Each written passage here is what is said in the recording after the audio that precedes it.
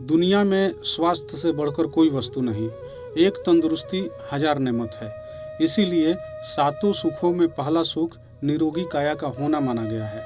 जब तक हम मानसिक एवं शारीरिक रूप से स्वस्थ नहीं होंगे तब तक संसार के किसी भी सुख का अनुभव नहीं ले सकेंगे, क्योंकि सुख का अनुभव और आनंद तभी लिया जा सकता है जब हम मानसिक और शारीरिक रूप से ऐसी स्थिति में हो कि सुख के आनंद का उपभोग कर सकें, उसका अनुभव ले सकें।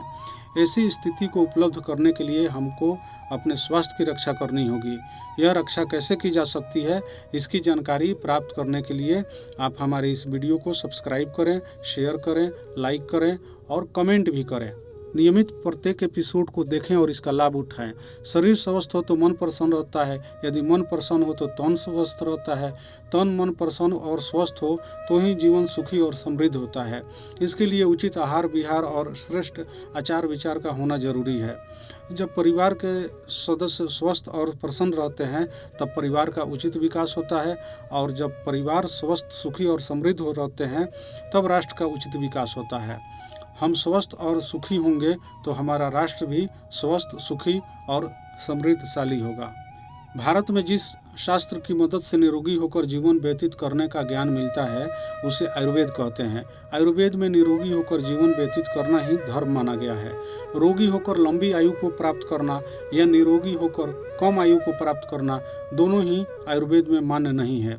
इसीलिए जो भी व्यक्ति अपने जीवन को निरोगी रखकर लंबी आयु चाहते हैं उन सभी को आयुर्वेद के ज्ञान को अपने जीवन में धारण करना चाहिए।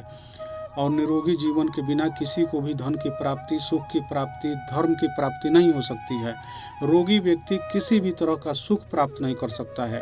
रोगी व्यक्ति कोई भी कार्य करके ठीक से धन भी नहीं कमा सकता है। हमारा स्वस्थ शरीर ही सभी तरह के ज्ञान को प्राप्त कर सकता है। शरीर के नष्ट हो जाने पर संसार की सभी वस्तुएं बेकार है।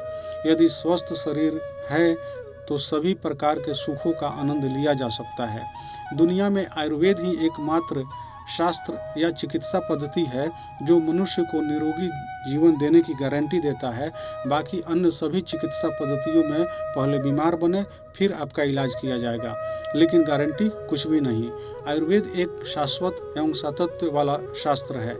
इसकी उत्पत्ति सृष्टि के रचयिता श्री ब्रह्मा जी के द्वारा हुई, ऐसा कहा जाता है। ब्रह्मा जी ने आयुर्वेद का ज्ञान दक्ष प्रजापति को दिया। श्री दक्ष प्रजापति ने यह ज्ञान अश्वनी कुमारों को दिया। उसके बाद यह ज्ञान देवताओं के राजा इंद्र के पास पहुंचा। देवराज इंद्र ने इस ज्ञान को ऋषि मुनियों जैसे अत्रेय, पुत्रवसु आदि को दिया। उसके बाद यह ज्ञान पृथ्वी पर चलता चला गया।